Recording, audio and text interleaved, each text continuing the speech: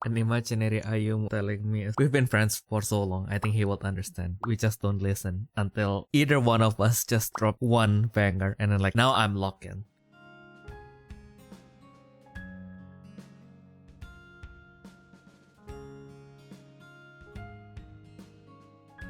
Hello everyone and welcome back to the Refresh Step, where you recover yourself for a main step. I'm your host for today, tomorrow, and the foreseeable future, Theodore Lu.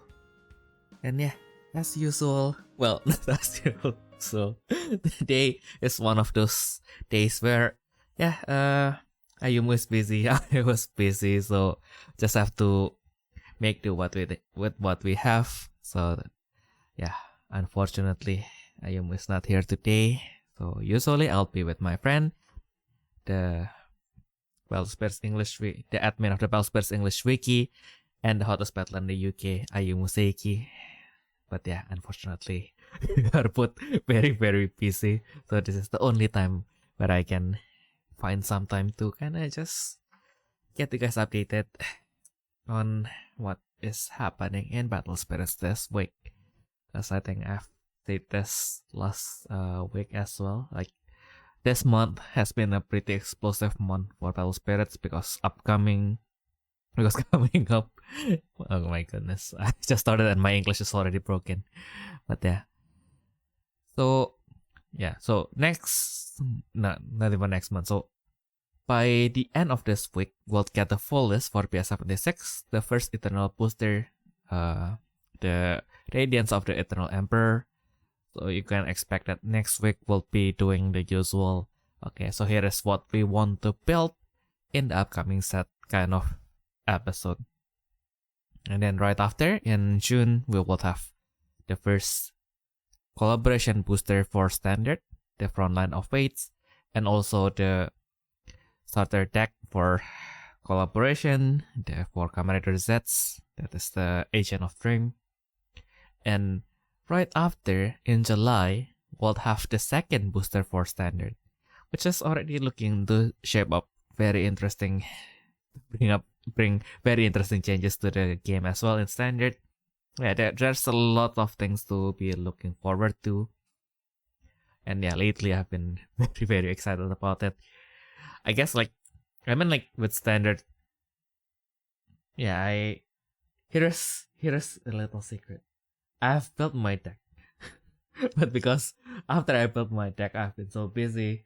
My friends have been so busy. So we haven't had the time to kind of test this out yet. So I am still kind of struggling to, how do I put this? I'm still kind of struggling on how to kind of grasp how good the card in Standard is. I was kind of able to, mostly because I did play Bellspears Saga right up until the end, so I was able to kind of okay, so it is not exactly my Saga knowledge is helping me to kind of gauge how strong a card in Standard is, but it's more okay, when I was playing Saga, the one thing that I need to kind of unlearn is kind of okay, so this is the power level of the cards in Bellspirits. The power level is going to be different, so I can have to distance myself from what is considered normal in the Bell Spirits, what is considered normal in what now we call the Eternal format, right? And now then we kind of have to depart from that, and then we go to Standard. Okay, so everything is pretty much new for me.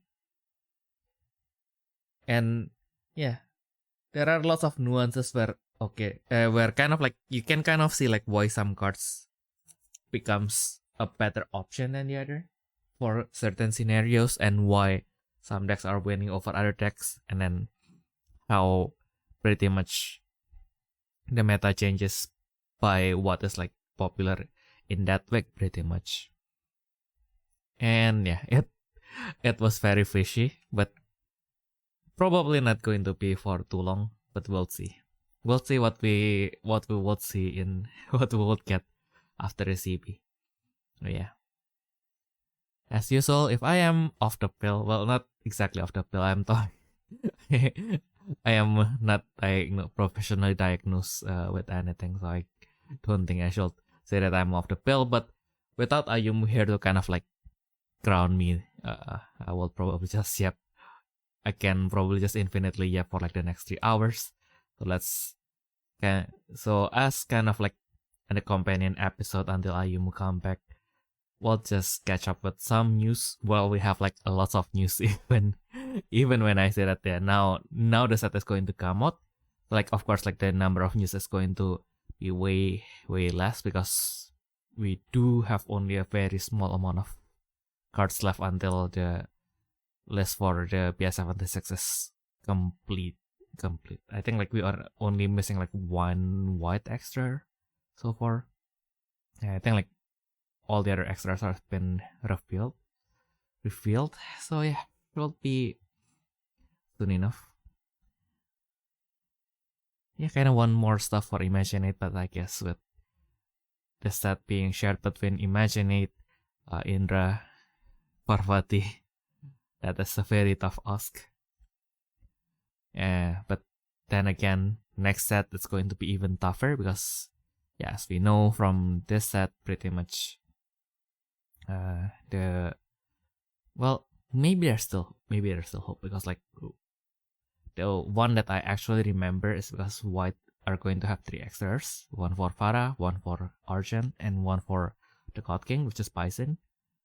Although arguably with what we have seen so far, like most of the God Kings that has a Flag Nexus is going to be somewhat connected to the Flag Nexus, so you could argue that the Flag Nexus deck will get like 2 extras, which I guess is fair, especially because with Eternal Boosters you only get like 2 sets in a year.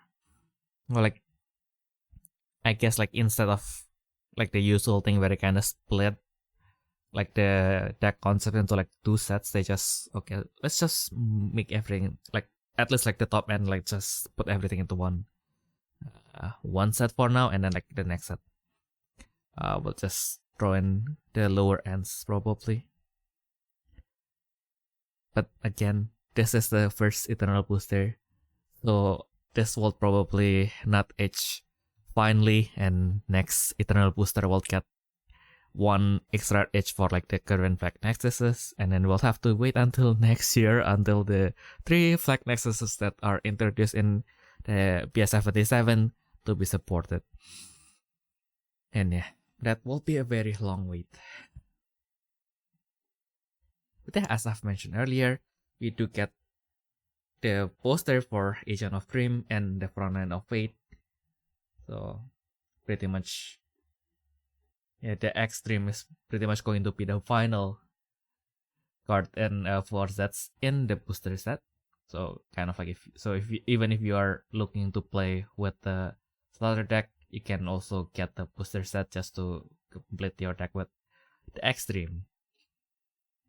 Yeah, so I think we have already seen Ryuki survive. We already seen X8. So we are pretty much just looking forward to seeing what Kiwami arms can do. Probably the Kachiroki arms will have form change as well, as we have seen so far, because from what we have seen in Agent of Dream, Catastrom has an ability that is triggered when it is summoned with form change. So I guess the expectation is then Orden will have the form change. Although my knowledge of sets is pretty limited, mostly from the clips, and I mean like judging from the clips, since Katastorm is transferred into Ordem, I feel like it is a little bit like the order is switched, but it is what it is. Maybe there are stuff that I haven't noticed. Maybe that's actually the strat. Maybe after he turned into Ordem, like turning into Catastrom freely is basically like the strategy. I probably need to start watching sets for myself, or just invite war guys who actually like watch the Kamen Rider series religiously.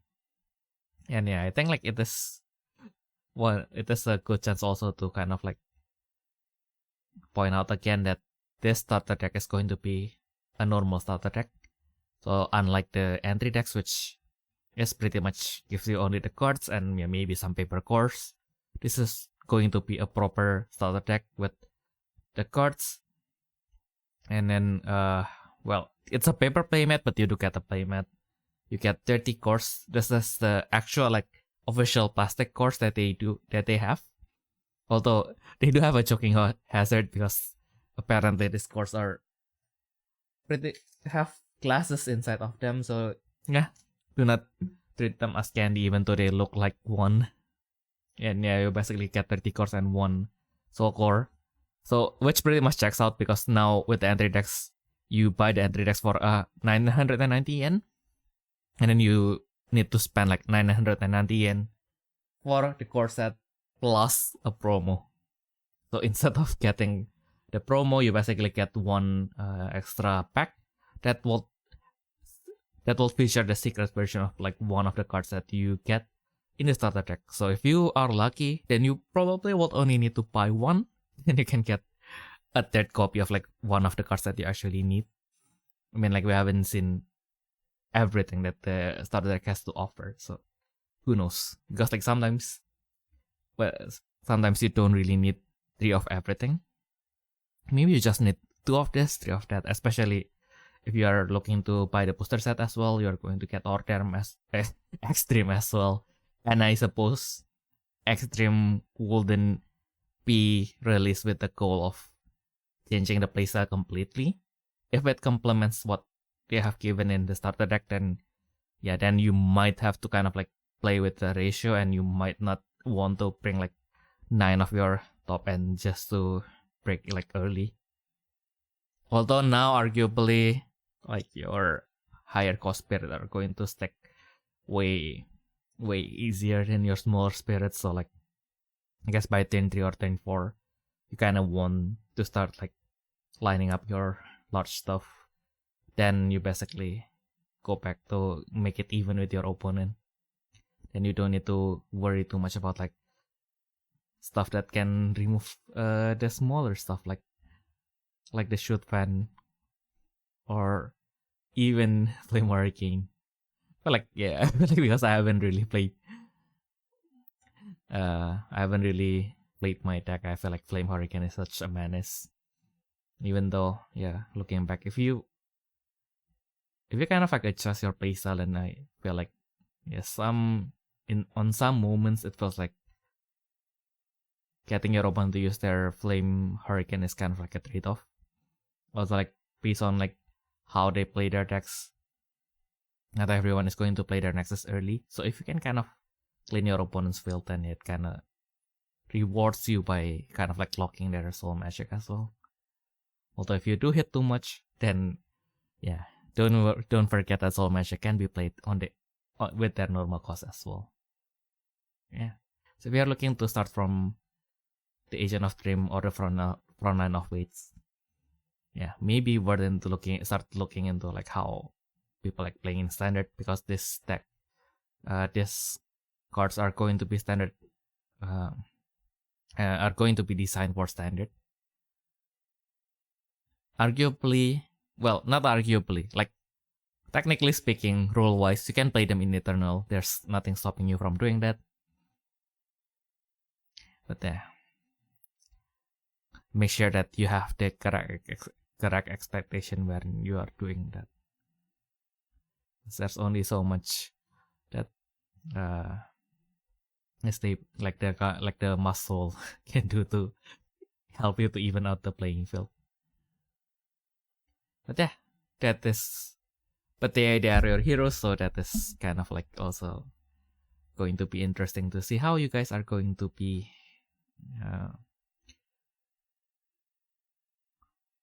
I actually forgot like what I was about to say, but yeah, it is always up to us, because Kamen Rider is always about the power of imagination. So yeah, our imagination is the limit on how you can use the new riders in both standard and eternal. So this is just a nice art appreciation corner kind of thing, since we do have the nice stuff for standard previously. Now we do have one for eternal as well. So for the upcoming Battlers Cup, we're going to get a special frame version of Amon So basically, if you join, you will get the magic. If you are on the top cut, then you get the flag nexus with a special frame. And also when you get in, you basically win, then you get the special version of the extra as well, which is nice. It does look very fancy. Like, it does look like the decks are going to be gold plated, which is even nicer. Yeah. And yeah, now again with standard, this kind of things might not seem too exciting at first, but we do get a first look at the new vanilla that they will add in standard for the set 2, which can kind of like set the tone on like, well, yeah, I guess like set the tone, because like I guess like so far all the vanilla is pretty much equal. None of like the colors get extra power boost or like less power just because they are a certain color. I'm saying that as if they're trying to be racist, but I feel like in Saga they kinda do that, as in they release some vanilla with certain status. First for like certain colors, so some colors can have like spirits with higher PP, mostly for balancing reasons. Like I suppose like decks that are more technical, then they would get like spirits with less PP, because like, yeah, what if you have all these removals, then and you still have like a big wall like stopping your opponent, then that's not really that fun. But yeah, I guess with standard they kinda give you like not exactly the same, but like kind of like the same level of control and speed to every single deck so far. Of course, like the result varies, as we can see, from how dominant the fishes are. But still, like, I guess because of that, it is kind of fair that they kind of like just release like the vanilla with the same stats with for every single color. So not really, okay, like this color is going to have like more control. So like at most what they do is they just don't give the vanilla like that early, I suppose. Like, and yeah, the other balancing is on the family, because as we know, armored fish, like one of their strength is actually like both of their vanilla has armored fish family, so it kind of synergizes well with their postcard. While for other colors, like their vanilla is split between two different colors, so yeah, that's kind of like gives you a layer of complexity. So you can, if you bring like two kinds of vanilla, then there's a risk that it might lose some synergy. And the synergy can be subtle, such as like, I guess like with yellow, you bring nestling, and you bring like the cost 3 vanilla, which is not a thunder dragon.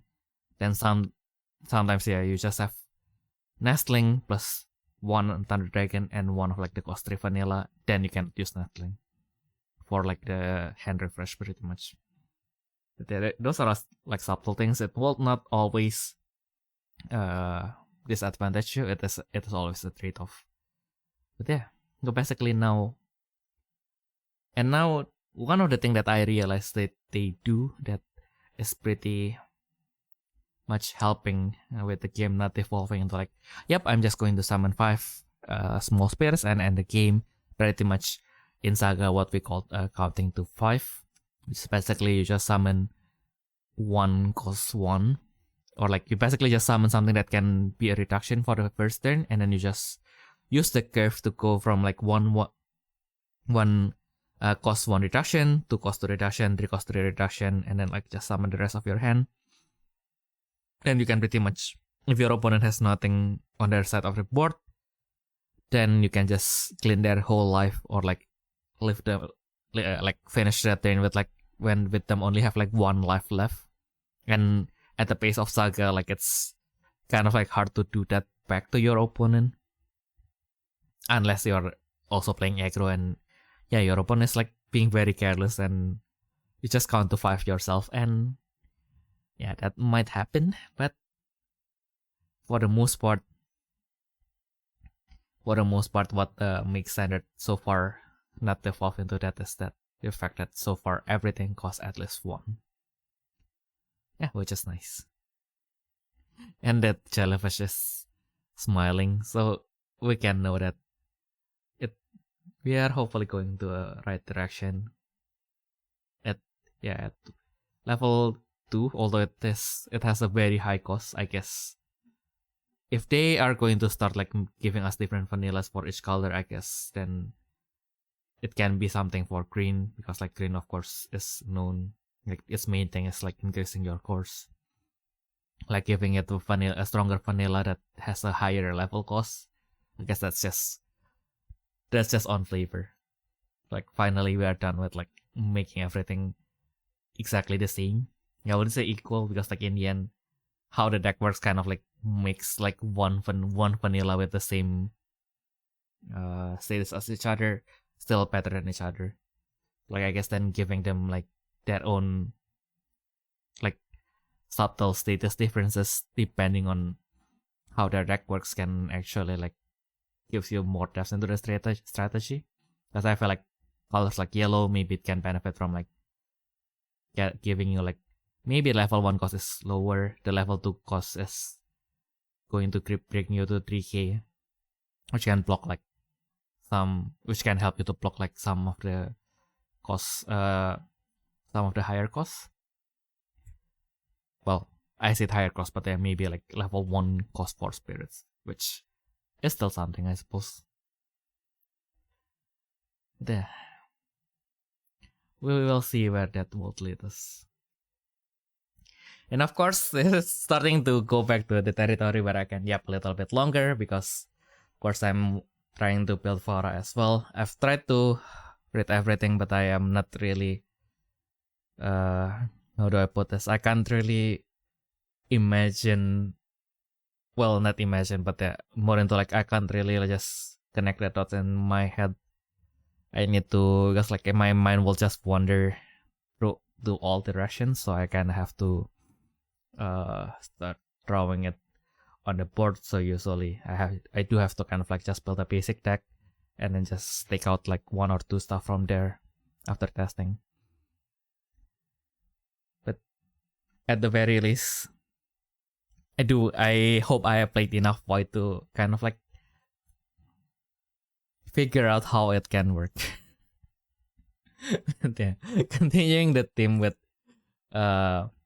well, not really continuing the theme, but like for like the other extras for the Flag Nexuses, like Amon and Farah are supposed to be used on a later turns, while Liber is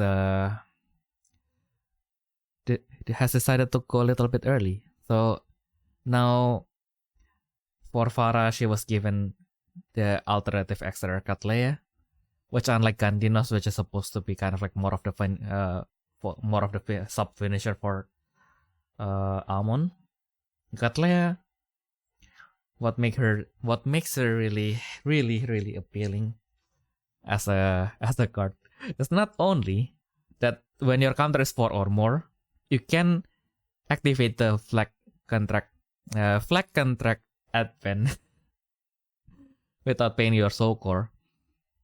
But also it can do so not as a flash effect.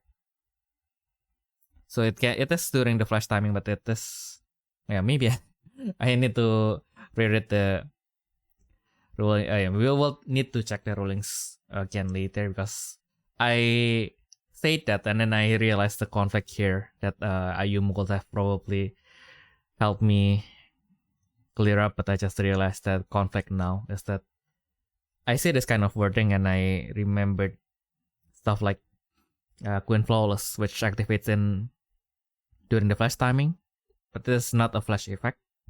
So when your opponent is locking the flash effect, then yeah, you can still do it, because it is simply a trigger that activates during the flash timing. It is not a flash effect on its own. But then the problem and contradiction with Cattleya, how the Cattleya is worded, is that during the flash timing you can do the contract advent, which make it sound like it is not a flash timing.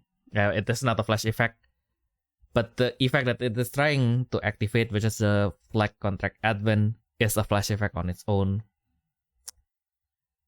So if that bothers you, just let us know in the comments. I'm going to get Ayumu to answer them for you, I guess. Or I'll just get him, or we'll just get him to answer it on the next episode. That also works. Or actually, I say that, but I actually have to do that before the next episode begins because I'll probably build Farah for the next episode. So it wouldn't be right to kind of like just bring 3 of her just because I thought she does what I thought, but like turns out it didn't. Although to be fair, even if that is still considered a flash effect, her effects are still really nice for setup. Like, yeah, I mean, like it's a cost 1 contract advent, which basically you can also use. Yeah, actually, you can use it on your first and going second even. The fun thing is, when you advent or you attack, you can make 1 platinum buck token. After that, you can send 1 opposing spirit or ultimate to the bottom of the deck. And then, during your attack step, if it is in Dissension, level 2-3, when either player is activating when the spirit attacks. Oh, kumukuha mo sa spirito nga. Okay. No, I read this wrongly, but it is still strong though. Like it is still strong, but I read it wrongly. Because like I thought like it is every time like when the spirit attacks activate, which will allow you to draw 2. But I just realized that it is not worded that way. It is actually like when your spirit when the spirit attacks effect attacks, then you get to draw 1. Oh my goodness. Again, as usual, proving that trading card gamers cannot read. It is, yeah, I mean like, although I mean like, bottom line, like it is still, for giving like white, just a 1 draw effect is still nice enough. Like, also because the platinum buck gives her some degree of protection. I said that and then I already forgot what the platinum buck is even offering to the table. But yeah, basically, yeah, if you go on your, even if you, I mean like, if you do it on your first thing, that is also possible because Farah make a token and then she gives like the token 1 extra core. And you can basically just skip your soul core, make the platinum buck with an extra core, and then you basically just deplete the platinum buck and then advent Ratlea on top of Farah. Of course, that means you don't have any protection, which is then I just realized then why would you even do that? Okay. But on your second turn, it's definitely a viable thing. So basically just, yeah, you do the same thing pretty much. You deplete the platinum buck still. But when you attack, because the level 2-3 effect is triggered first, you get to draw 1 and then you get to make another token, which pretty much gives you more stuff to work with pretty much. Yeah, so it does protect from opposing spirit or ultimate effects, which I guess for like the early turns is still kind of nice. Although I say that and then like one of the top deck is the next and then it is not exactly a spirit effect, isn't it? But yeah. It has a cost 5 spirit, so I guess if you use it on your first turn going second turn going first, then with all the cores that you get from Farah, as well, like I guess to be fair, you can also argue that you can just equip like a brave that can give her like the remaining protection from Nexus and Magic. Oh, until the Dark Secret is out, then you can pretty much safe. Yeah, looking forward to be trying her out as well. I said that I might not bring 3 of her, but like I will, I guess the next time I guess like it's still she's still pretty much has a lot of value to offer into the on the table. Yeah, I guess why not. And yeah, protection against Spirit Ultimate, that is pretty neat, especially against like Spirit Contract decks, I suppose, because on the first instance you don't really you'll probably like still rely on your spirits a lot. And the one draw if you can at least like draw 1 or 2 from their spirits, even if you cannot spend any course for now, it can help you to draw stuff like Burst Wall Revival, Southern Cross Flame, like those kind of hand traps that kind of helps you to stop your opponent from like just taking every single one of your lives. Yeah, and you can also bring more Platinum Puck as well. Yeah. I was like, you can use it no. I was like, yeah, if you want to use it defensively, then you kind of have to use her once per turn same name effect, which is triggered when you during the first timing when your counter is 4 or more. Otherwise, you kind of just use it during your turn. But when you advent and you bring out the token, you can also like retain 1 opposing spirit or ultimate to the bottom. And that is not once per turn, by the way. So if you, so second then going for the 7th, like the strongest removal that she can give you, because you can just advent and attack with her. Pretty much. Because also, if we are afraid about like stuff like Pherome, Pharah can also destroy the Platinum Puck to retain Pherome. So it kind of depends on what, and for the most part, you are pretty much safe from like the when summon effect burst, I think. Yeah. And yeah, more standard stuff. I feel like with the current thing, the current RAM engines that we have, of course we have green, which have way more flexibility. They have like lots of they have 2 spirits that at 2 cost 3 spirits that gives you a core to the trash when they are summoned. They have Mermedia Princess, which is a 5 cost 3 reduction, gives you 1 extra core. You also have certain 5 cost spirits that gives you a core when they attack. And then you have white as the second alternative, which has 1 spirit that 1 cost 3 spirit that gives you, that is basically a buffer, just a white buffer. And then they have a common Mermedia Princess as well, in a way, from the entry deck, which the in-game cost is a little bit more expensive, but you get to use the cores early, so that's another plus. And for blue, so far we have 2 core booster.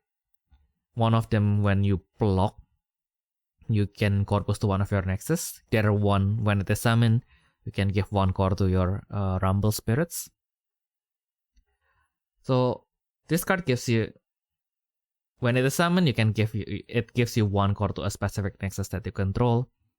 So it's pretty much on a different factor than the other guy that gives you 1 core from to your Rumble Spirits.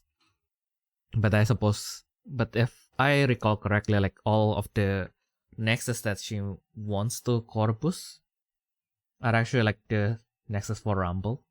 So basically, in a way, maybe you can do Rumble just to get more cores.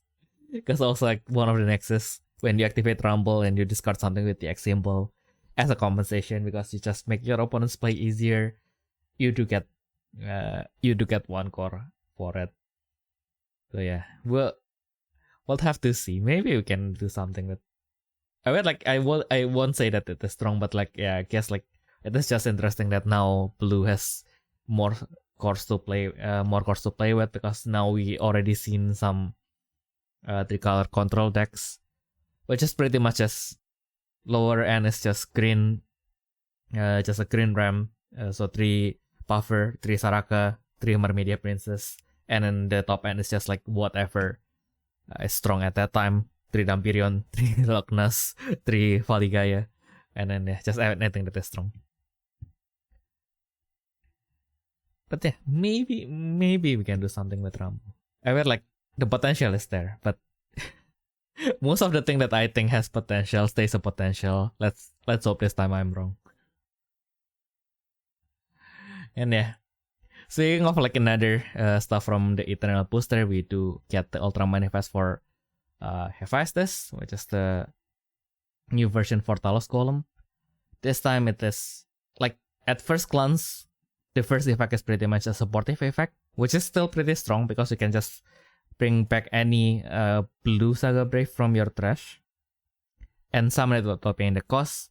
If you do so during this turn, all of your spirits are treated as their highest level, which again, that is the more I say that, that's actually like pretty crazy, because then you can pretty much just spend your cores to populate your field, because you don't really have to, depending on your who are you playing against, like you don't really need to give them like too many cores.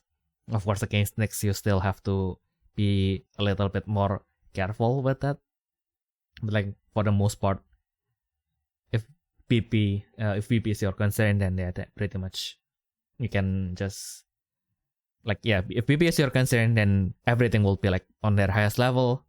You will have like all the Saga Braves to boost their PP as well. So like, yeah, that will pretty much delete one of your issues for you.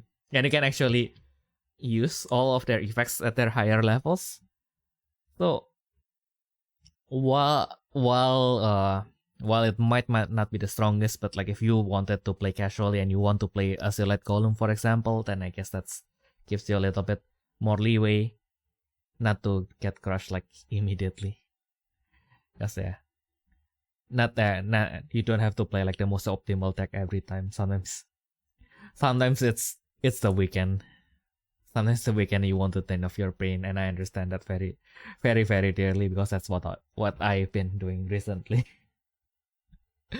Yeah, and like, yeah, sometimes I was playing with my friends, and then I was like, I am afraid that what I do might not be the most effective strategy out there, but then I just say, yeah, it is exactly because it's a casual play. It is exactly because this play is suboptimal. We'll just do it. We'll see how bad it can get. If there's any silver lining, let's see what they are. Because like in the end, some things you just don't know if you never experience it. So just do it. And if you lose, it's a casual game. That's what casual games and practices are for. So that you can win in the more important timing. Although, depending on you, that also depends on you are playing against. Some people, you just shouldn't lose to. For multiple reasons. Mostly pride, but yeah. Yeah, if it's Ayumu, no. This is no longer just a casual game, Ayumu. But yeah, what's really interesting for me is that it's level 2 effects. Is that when your artificial soldier spirits are attacking, you mill one card from the opposing deck. If that card is a spirit card, during this battle, your opponent can use card from their hand. Which, if you are familiar, this is pretty much, practically speaking, is the effect for Libra Javelin, which used to be quote-unquote the finisher for this deck.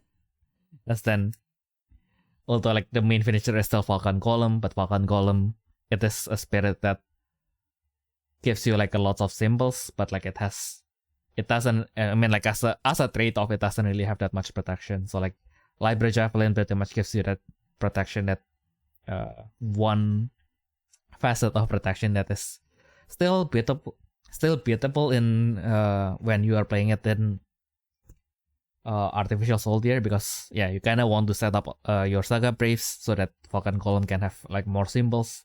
So it kind of like it you kind of like it is kind of like balances out in like artificial soldier. Like once it is out, like it is really hard to handle. But then again, like your opponent has to go through all the miles to do it. And then Library Javelin of course got banned because Galaxian can do that with a more minimal setup. Because like why do you need to wait until you can one shot your opponent with Vulcan Golem if you can just attack them infinitely with Leo XV instead. Yeah, so basically this is just Taros Golem being the ultimate supporter, not just dragging back one Saga Brave from your trash practically. It is effectively dragging one Saga Brave all the way from the ban list. Because like, if Library Javelin is not here to do it for us, fine, I'm going to do it myself. And I respect that. Okay, and then now we have the alternative extra Lace Outer for Liber stack. So for the win contract, which I guess like at this point, like it does have it is already like all the cards are already covered by the extras or higher. So like basically on your first turns you can go for Liber and then like try to finish your opponent early. If that fails, you do have Lace Outer to kind of like hold it out or possibly like winning it as well. And then if your opponent still haven't died by that point, then you do have Gale Phoenix to send a message. Yeah, because it does have the condition for the advance is when your counter is 3 or more, so it is a little bit later than Repel, like the extra Repel, but yeah, I guess like three counter is also not going to be that far away, so yeah, I guess like 10-2, like 10-2 should be able to come out. Not to mention that when you have a Brave, you can once per the same name you can advance this card for free, which is a very scary thought to have. Not to mention when it advances or at the start of either player's attack step, by the way. You just want opposite spirit or ultimate and heavy exhaust them. After that, you send 1 core. You send 4 cores from the opposing Grand Walker Nexus to the void. Both are optional effects, by the way. So if you are not ready for your opponent's burst for whatever reason, even though you are playing green, you can just skip both of them. But still, like basically the turn you advance, well, actually no. I was like, I was being confused for a while there. I guess like it's just you advance it during your turn. You have exhaust 1. You go to your opponent's turn, and then they summon something, and you can heavy exhaust another 1, which is already pretty nasty. But yeah, the Liber is supposed to be like the main character because it's who's done is partnering with. But like so far, his effect is just like his deck is just riddled with hate after hate after hate. I don't know, man. Like Liber at this point feels like the professional hater of this set. Like the Wind Demon God just banishes everything. This Lace Outer not just like locks contract spirit decks. Well, it has the potential to do that because like the problem with green previously, like why they got a lot of cards banned because they when the opponent enter their attack step, then you can just have exhaust 1. So like with contract spirit decks on their earlier turns, it just shuts them down. And this doesn't only shut down that, but also like Grand Walker Nexus, contract Grand Walker Nexus decks as well. It's a pretty scary thought to have. Like, yeah, technically, depending on depending on who you are playing against, like also like doesn't really mean that doesn't really mean that you just have to play the Flag Nexus either. As for example with Farah, then you can have to set up contract spirit that has platinum bug on the bottom of it, and it can kind of dodge that. And yeah, I just realized something, by the way. So the fun thing with why Lace Outer can activate its heavy exhaust at the start of attack step is it's a homage to the original Lace Outer, which at the start of the opposing attack step you can just choose one opponent's spirit, they cannot attack for that thing. And that is pretty much a homage to that, and pretty much an upgrade because it can be used multiple ways. It can shut down stuff that might not necessarily do anything with attacking. So yeah. And also if your opponent like just went like empty field, like it can still do something with like the like the Grandwalker Nexus core removal. So yeah, that's just icing on the cake. And then the other upgrade is that when it attacks or blocks at the end of the battle, you can return by returning one of your green Banner spirit to the hand. The spirit refreshes. Yeah, which is also used to be part of like the Lace Outer control pretty much, because once you do that, then you can also use Lace Outer to not only be your strongest attacker. It's a machine beast, by the way. So it can block one opposing spirit from attacking. It can do multiple attacks, and then because you retain stuff to your hand, then you can pretty much depending on your build, you can kind of like use them again. If they have like any when summon effect, then you can just abuse them again pretty much. And of course you can pay. It's a cost 6. Like the original one is cost 6, or is it also cost? Okay, I need to fact check myself later, but like it is high. It has a high enough cost for you to like pretty much brave anything to it, and that's what made it even scarier. So like I forgot to mention that's also there's like the homage in Catalea is pretty much why she refers to like spirit that has a when attack effect. It's because the original Catalea is a yellow card, so of course yellow is always about like the weird effects. But one of the yellow effect that didn't really pop off, because like if it is kind of like an effect that is a very slippery slope, because like once you allow too much of it, then it's basically just shuts down your opponent, and that is not nice. Which is their ability to delete opposing when the spirit attacks effect. Which previously it worked with Catlea because they have this timing keyword called the when the spirit battles effect. When the spirit battles is triggered when that spirit attacks or blocks. But the main selling point for Catlea is because it negates when the spirit attack effects, but because Catlea herself has when the spirit battles effect, that is still triggered. But of course, after that they changed the wording, so when battles is just when the spirit attacks or blocks. And because that is a when the spirit attacks, Catlea is basically blocking herself. But yeah, that is the trivia. That is why Catlea's effect is related to when the spirit attack effects. Yeah, which is pretty nice. And also she is a fairy, so that's also why she is now a glow insect.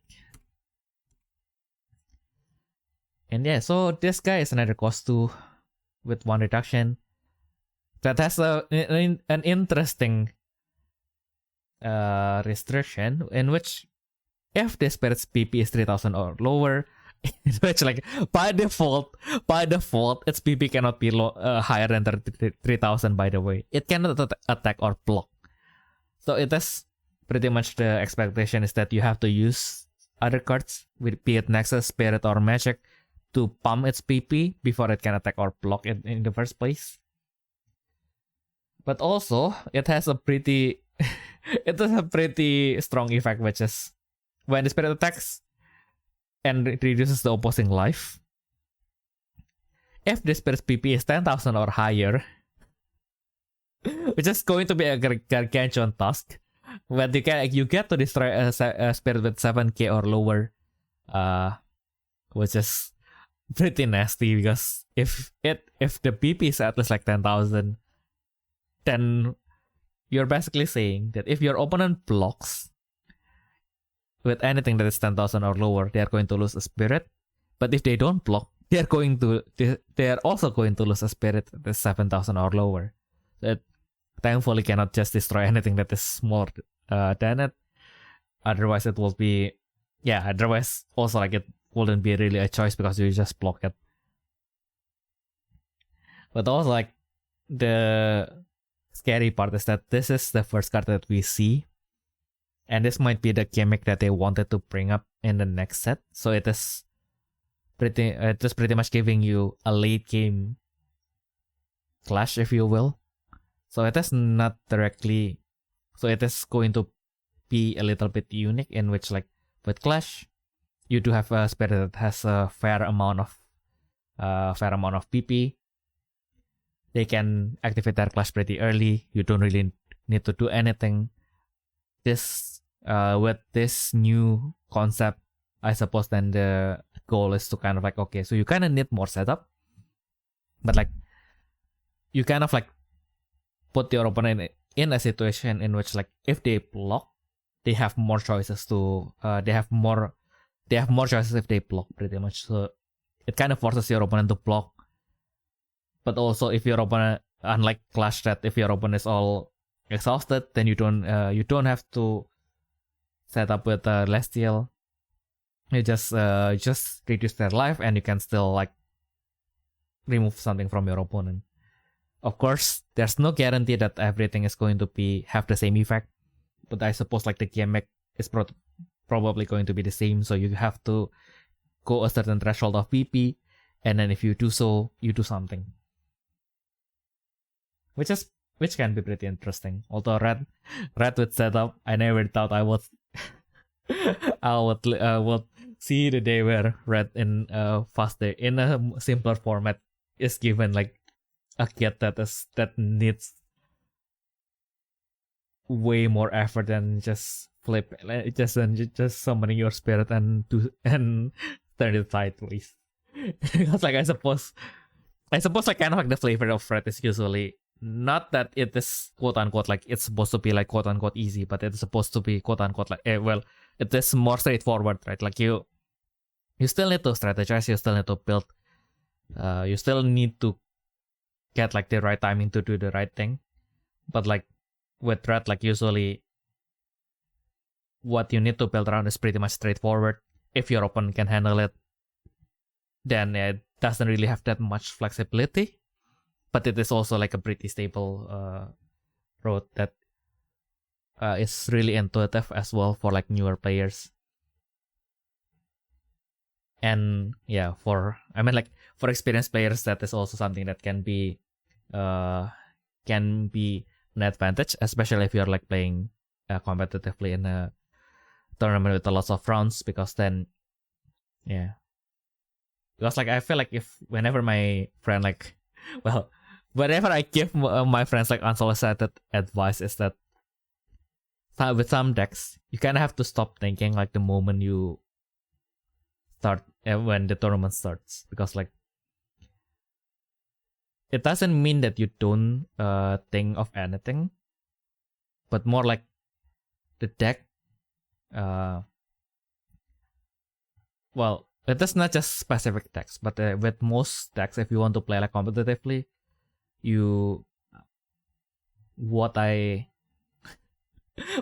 okay, so this is just my personal thought, but yeah, basically like you basically try to practice as much as you can, you cover as much situation as you can, so that whenever you have to make a decision during the tournament, you can make it with minimum thing as possible, so you can pretty much manage your stamina as well throughout the tournament. Because if you are playing like 7-10 rounds, then it's going to be really punishing if you have to kind of like come up with the solution like on the spot like every time. But of course, like there are times where you can't help that. You might be facing some rogue decks, you might be facing some matchup that you are not prepared with. Then you kind of have to come with the solution on the fly still, so you don't outright shut everything down. And even if you play against matchup that you are used to, then you still have to make micro decision and depending on like what is your current situation. But like you can kind of like offload some of like the considerations to your practice pretty much. Yeah, that's just me yapping. Yeah. As a matter of fact, As a matter of fact, I am the 68th place in the Saga World Championship, so not really a record in which I can really say that my advice is going to be reliable. What I can be reliably say that I am happy about is I forgot that Brave existed. I mean like before this Saga Brave, like we do get a Saga Brave for Brahma as well, who also get an Ultra Manifest in this set. But I was kind of like, yeah, I mean, like we already get like a lot of like nice stuff for Parvati. Like at this point, like are we even getting anything else? And then like now I was like, this like, I wouldn't say like this solves all my problems. Of course, I do have like, I wouldn't say complaints, but I can see like the downsides that they put in to kind of like not make this card just hands you the win. Like pretty much the consideration in which like why you would probably want to play Trishula instead of Lotus Bow. And it's like Trishula is our only 100 piece brief that has like 4 cost traded with the way that you can play for 1 cost on full reduction pretty much. Well, we have Kumatar as well, but that's beside the point. Okay, so for Saga Brave that is 100 piece, then that is a little bit more valid. Yeah. Well, oh my goodness, I realized that I just opened another can of worms because technically speaking, if we are strictly talking about the cost, then the Grandstone, although it does have an increased cost by needing you to like summon 3 more hunter pieces into the field. It is technically still a 3 cost to reduction. But let's not get into that territory. We'll get into like why Lotus Bow. I feel like not really changes everything, but like this is a very, very, very nice addition, and I really like this, and I'm looking forward to this being released.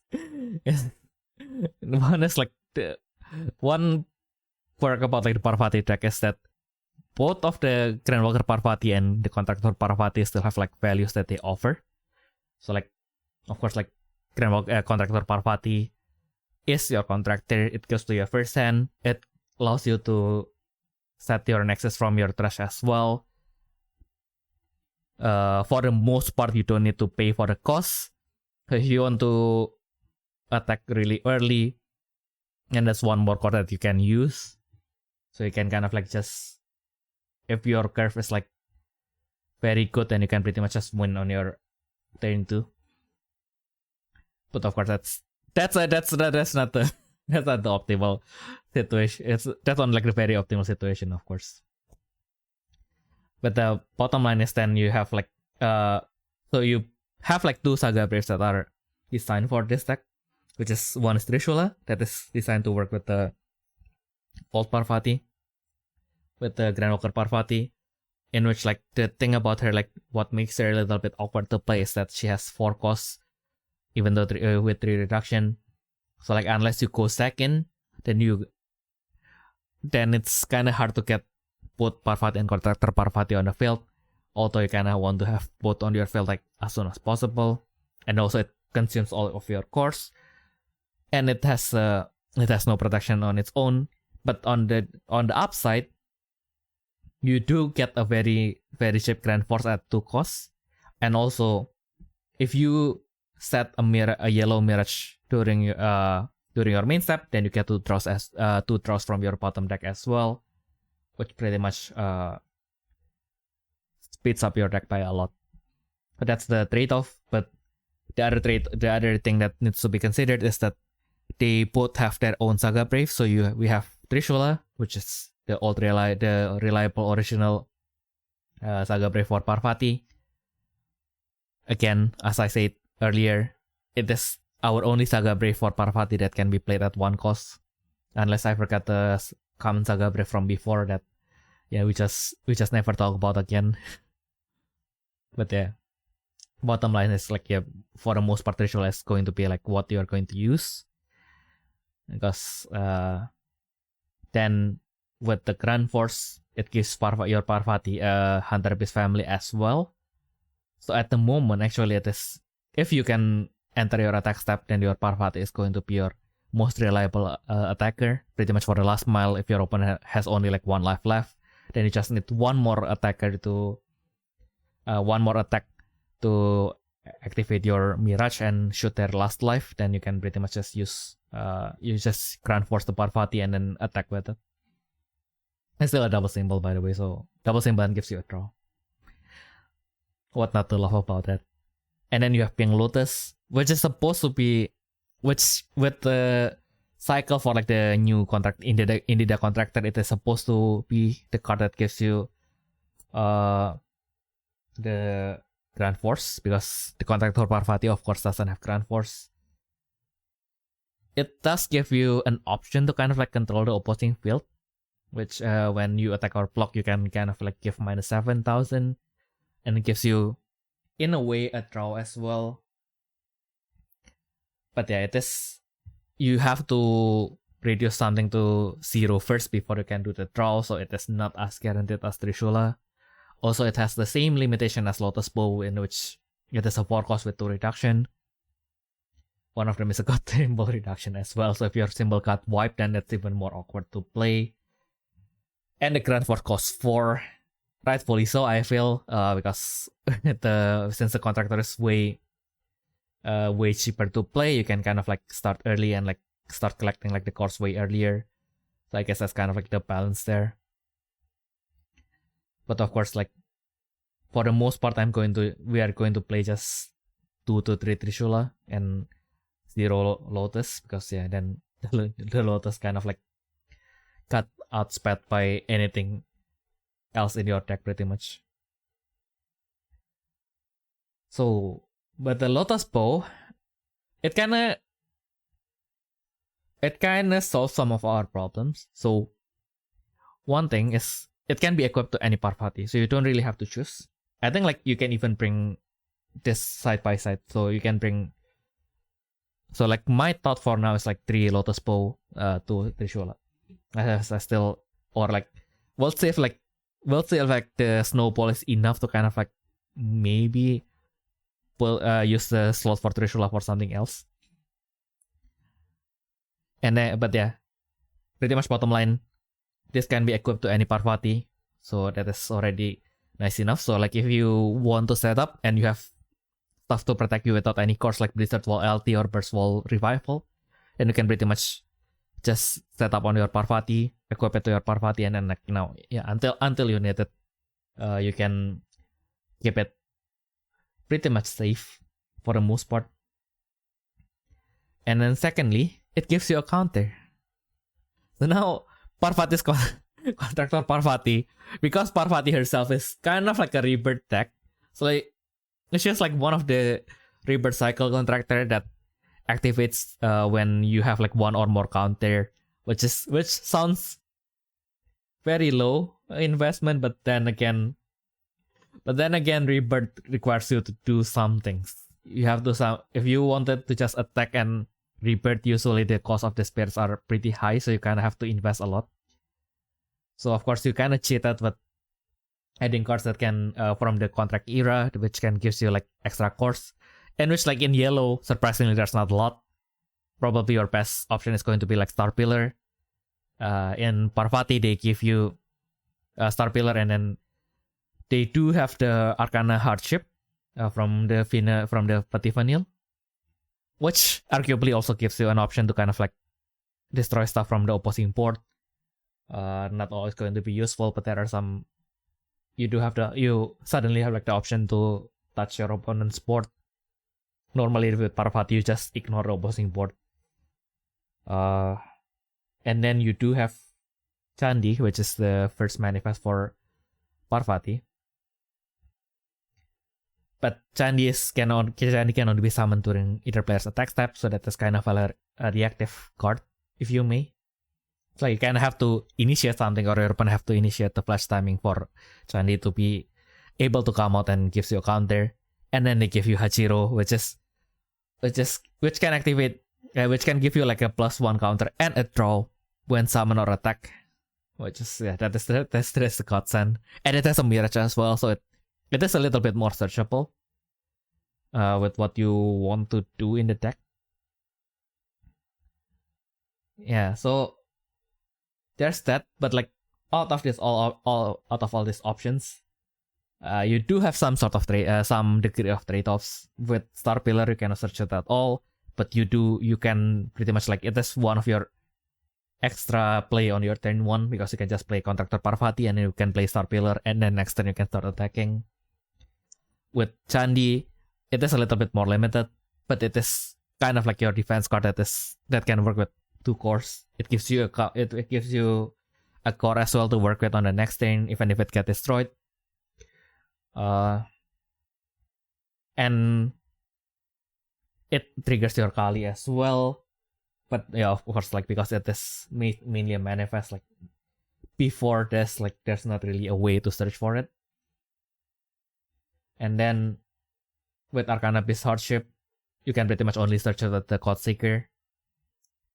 With Hachiro, it is pretty much your best counter increase for now. Gives you a draw, although it is a little bit cheaper than Hardship, because Hardship you kind of have to pay 3 costs for the most part, because it's a 4 cost 3 reduction. So you will probably on your first turn going to pay 3 costs, and then it has to be level 2 for the counter increase. That's another core that you need to prepare. But with Hachiro, because it can activate its effect on level 1 when it is summoned, and it is like one less core that you need to consider. You can pretty much just set up a little bit first, and then if you can summon it at level 1, you can still use its effect to get you to 1 counter. But the Mirage is of course a little bit more awkward for what you want to do, because it allows you to summon the card that you discard with your Mirage with the Mirage effect. But the worst part is actually that it only triggers when you attack with something that is cost 5 or higher. And I just realized like last week during the tournament on why that limit needs to be on place, because with that effect, if Hachiro's Mirage can activate at lower cost, then it pretty much with what the deck have for now, it is just too strong to put everything into 1 card. Although to be fair, that's just too strong by Parvati standard on the overall scheme of things. Maybe they should have made Hachiro be able to activate with cost 4 or lower. Just saying. But also, that is why Pink Lotus becomes feels really nice, because with if you go second with Hachiro and Hardship, like the problem is then you cannot summon them. Because at that point you'll have only 3 core. If you go first, you'll probably want to summon Parvati. So you'll either need to summon Hachiro and then deplete it to deploy Parvati, or you just deploy Parvati and then you pass your turn. It's not going to be ideal. With the Lotus Bow, that kind of gives you option if you go second. If you go first, if you go second on your first turn, then you can pretty much deploy Parvati and then you can deploy the Lotus Bow. That is pretty much a nice sweet spot. And unlike the Pink Lotus, it doesn't wait until you can use the Grand Force. In which, like now, if you compare to Pink Lotus, then it's pretty much clear like how way stronger this is. Because with Pink Lotus, if you want to get the draw early, then you kind of have to sacrifice the free Mirage. Setting, which is not nice. So this gives you that option. You get 1 counter, you get a search as well. Although it is the only downside is that search is mandatory, but you do get to open 3, and then you can add 1 Parvati or 1 Hunter Beast with manifest. So you can add either Chandi, what is the new parrot's name again? I already forgot that. I already forgot the parrot's name. I have the proxy here. It's a Kakapo. Yeah, Kakapo. Or you can add Mahadewi as well. Even better if you check something with Mahadewi. Wait. Mahadewi only adds herself when she is discarded. So yeah, you can then you have to then you have to add Mahadewi with the effect. Sorry about that. I got too excited there. And then you add it to the hand. The rest is discarded. The rest is discarded is pretty big because pretty much that gives you like a 2 to 3 more cards that you can put inside your deck to kind of like fill your trash so that you can get your Mirage in the trash as soon as possible and then set it with Contractor Parvati's contract skill. Yeah, and then it can be briefed to any cost 4 or higher Hunter piece. Doesn't give any effect, but it already gives you value at that point, so I guess that is fair. And as usual, the Brave itself is a Hunter piece. So when you are at the very when you are like you really break up, then you can just detach the Saga Rev and attack with it, and you can trigger most of your Mirages with it.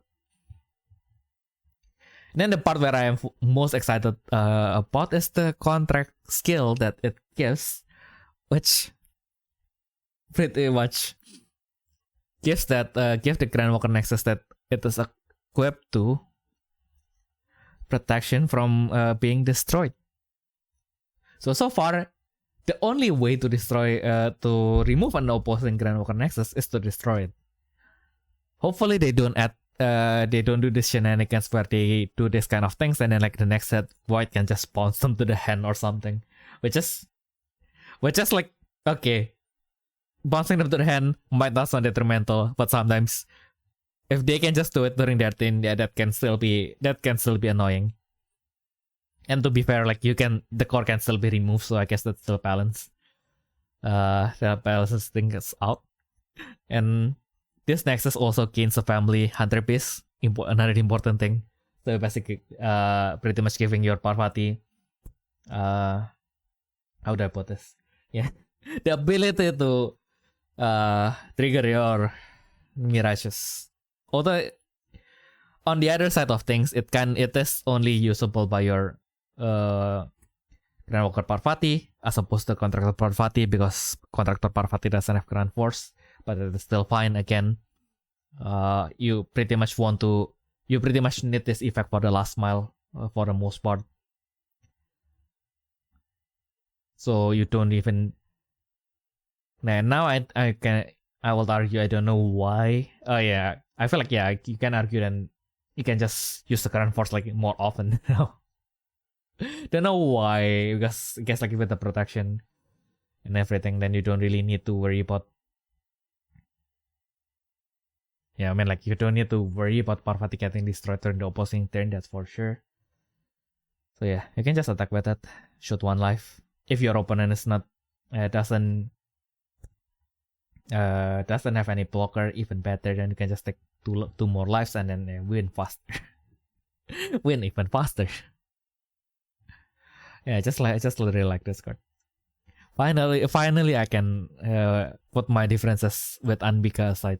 Because like for the most part, Ayumu always told me that if you wanted more counters, just bring Ambika. And then I tried putting Ambika in, and then I was like, nah. This is not for me. I don't know why. I feel like the way Ambika is working is just doesn't align with what I wanted to do. For the most part, I cannot really justify like putting Ambika in. But like finally, we can put our differences aside and I can bring her bow inside my deck. Yeah, that I think like I just for like 20-30 minutes about like this fairy bow. Even though you will eventually get like you will probably eventually get an episode for the deck as well.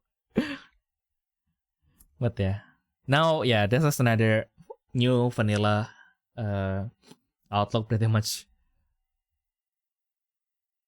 I guess like for the what changes is mostly just Of course, like yellow also previously has a vanilla, but the level 2 cost for sorcery is at 3, and then it has 7000 BP. Like with the Sodo Neo, Sodo Ornate, Sodo Ornate, Sword Ornate. Like the level 1 BP is the same. The level 2 BP is a little bit lower, but also like the condition is lower. So I guess like there are niches in which like I guess like with well I said niches, but I mean like you can build your wall much faster, but of course like the power is not as much. So I guess like for the earlier turns it's going to be stronger. Later turns maybe not as much. But like with most removals, they both interact on the same degree. So, like stuff that can destroy a sword ornate can also destroy sorcery. Yeah, I guess like that's something more that sword ornate can offer instead of sorcery. So this cycle of vanilla will probably, yeah, we'll see how much impact it will bring. But I feel like this is a nice layer that they added. That if you wanted to bring vanilla, yeah, that you can either like make a strong like invest one more core to make it stronger, or you can just skip the extra power for like a faster wall. And yeah, I guess time for another 20 minutes. Yep, because why the heck not? But nah, just kidding. Like now, this is one of the cards that I feel like I look at with a very mixed feeling. Because one, the cost is 6. It is a 6 cost with 2 reduction. Of course, I like the art. The family, for the most part, it has a Topaz card, but also it has a new family, which maybe that's going to be like their thing on the second set.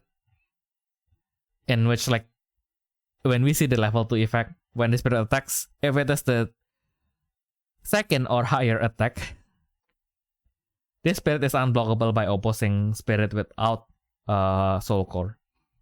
I guess like the new gimmick is going, just like with the red, like they have to pump their spirits to a certain PP. This new cycle is probably going to require you to attack a lot. It's like now that being unblockable is very, very strong. She can possibly remove something small as well while she is doing that, because when she attacks, if you can minus 2000 to one opposing spirit and then destroy, and then if it is a 0 PP spirit, then it is destroyed. It has an EX symbol, by the way, which is surprisingly kind of rare for like higher cost spirit, because you are supposed to summon them with the EX symbol, not use them as the EX symbol. But like on the other hand, all of this nice stuff comes with a very high cost, because not only when you have a full felt, you still have to pay for her. But I guess like with how standard it's going, it is kind of like a non-problem in a way, because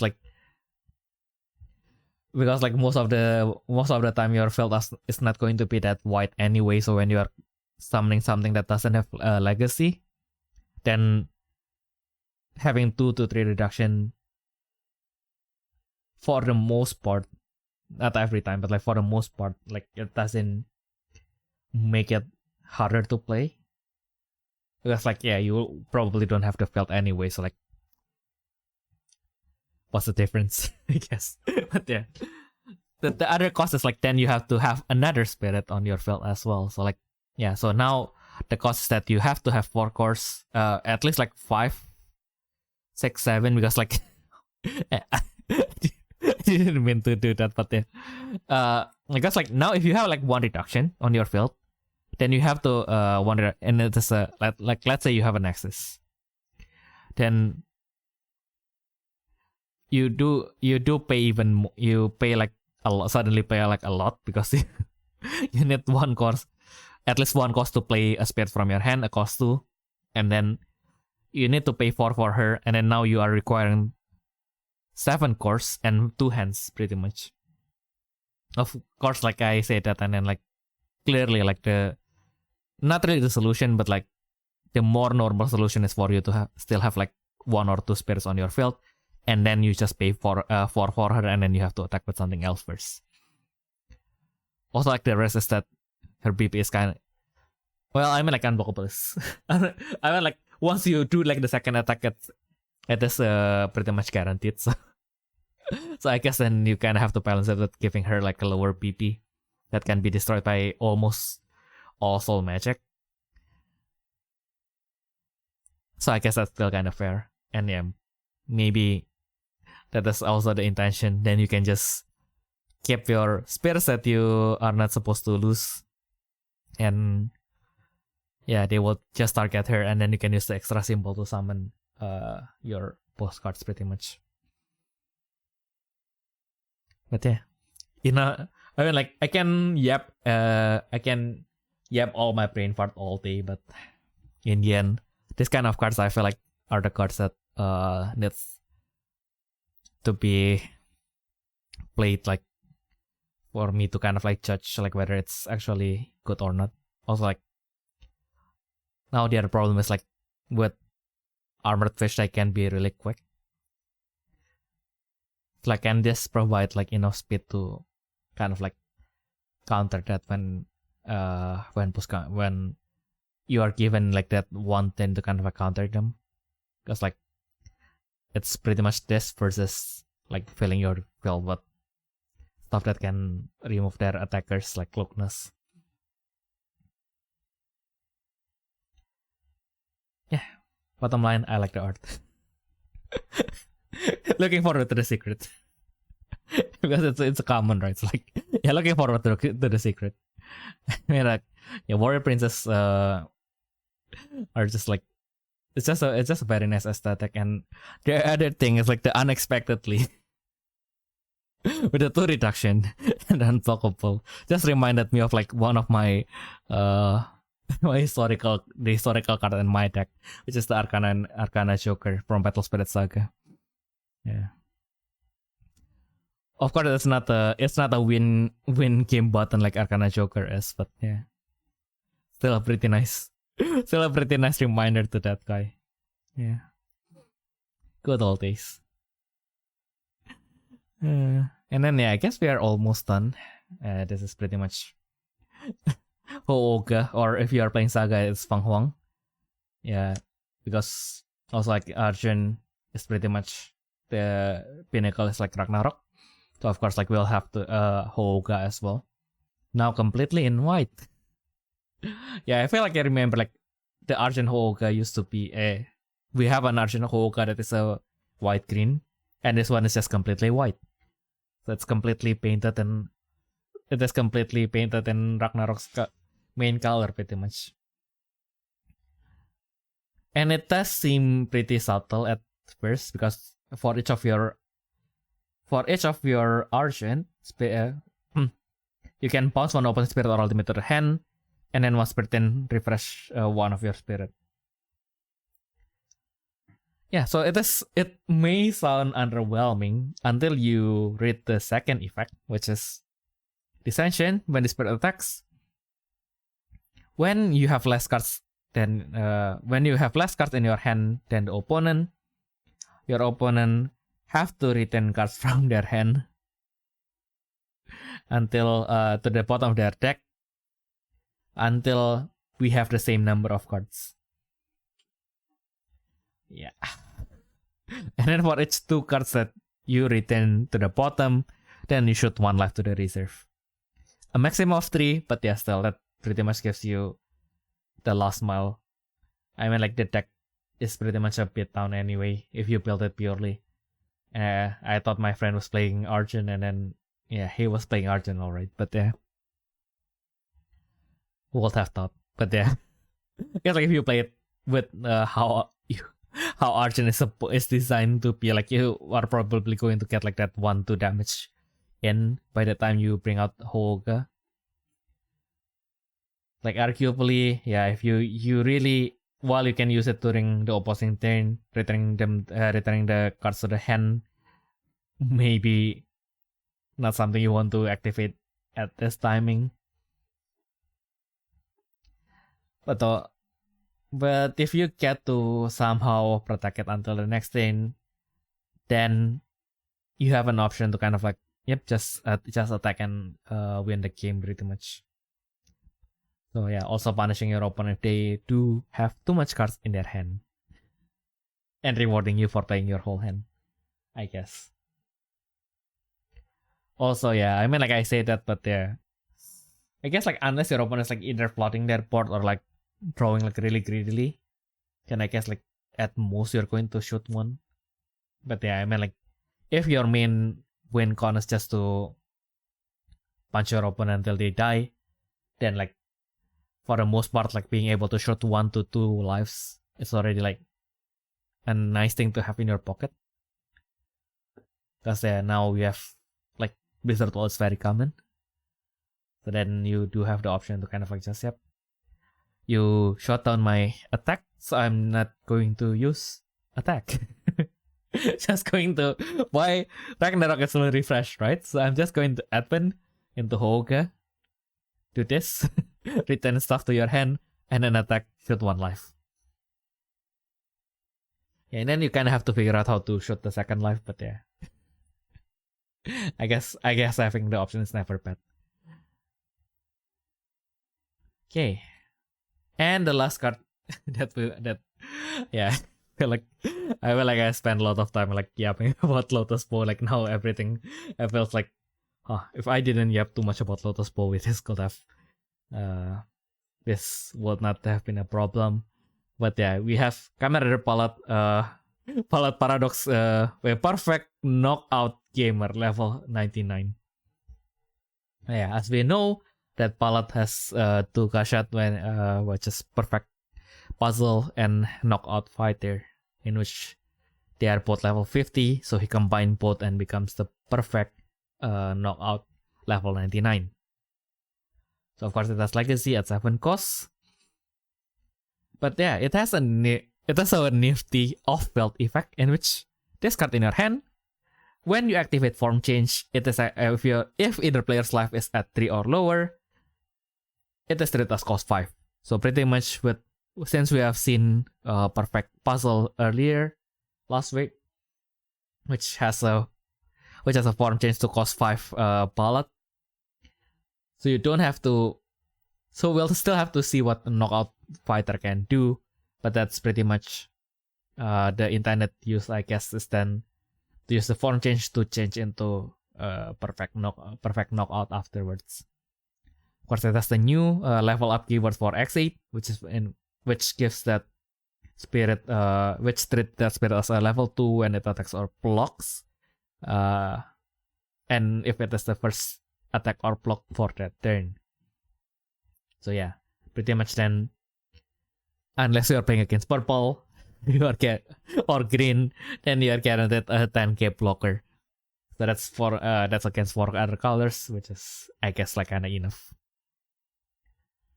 Not to mention that when it is at level 2, when it attacks, destroy 1 opposing spirit is 5 or lower. I mean, like at this stage of the game, being just able to outright destroy anything that is cost 5 or lower still kind of crazy. Because like, yeah, like how big of a blocker that your opponent need to prepare just to block this one guy. And even then, it has a 10,000 BP. So like, it can take down most stuff. But like, yeah, anything that is cost 5 or lower, it will just take it out with this effect. So you possibly have to lose like even 2 blockers. So that's definitely not nice. And he was not nice when he first appeared, so I guess that checks out. But yeah. I guess now that we have caught up with everything that sounds interesting from last week, I do have to put the stop to myself before I continue to recite my life story that you probably have listened from like 100 episodes ago. I guess. So, yeah, hopefully things are definitely looking more interesting. So let's not end it on a sour note. Let's let's bring up the excitement for the releases that will come up. But I will be now I will be living with the high for BS76, and then after that I will be waiting patiently until BS77 comes out, and until then I'll have to wait, we have Diva coming up, and yeah, that's going to be also interesting to see how they do the multicolor Diva as well. That's lots of things to be looking forward to. But yeah, are you excited for the new set? Which new sets are you most excited for? Is it the PS76, the Eternal Booster? Or is it the Kamen Rider collaborations, or is it the standard set too? Yeah, we'll be looking at more cards revealed for those 3 sets next up until next week, and after that we'll have mostly like the Kamen Rider and the set 2 cards already. That's what to expect. But yeah, which one are you most excited for? Do let us know in the comments below. Or as usual, if you have any questions, comments, or requests, do feel free to send it to us to our email at therefreshsteppodcast@gmail.com. Or if you're listening to this on YouTube or Spotify, then I guess you can comment on the episode as well. Yeah. I feel like at this point I should not start a new conversation, because we'll actually recite my whole life story that you can just listen to going back to episode 1 of the Refresh Step. Although, to be fair, if you are listening to this on the audio platform, we are missing episode like 67, I think, up until episode 150. But they are available on YouTube, so you can check them out on YouTube. Or again, we have our email. You have the comments. If you wanted all the missing episodes uploaded as in audio format, just let us know. But yeah, I guess that has been everything that I can share for this week without Ayumu's help. Yeah, no, Ayumu's definitely going to come back next week. Trust. But yeah, I guess that has been everything that we can share for this week. We hope that you guys have a nice week going forward, and we'll see you all in the next day. Bye bye!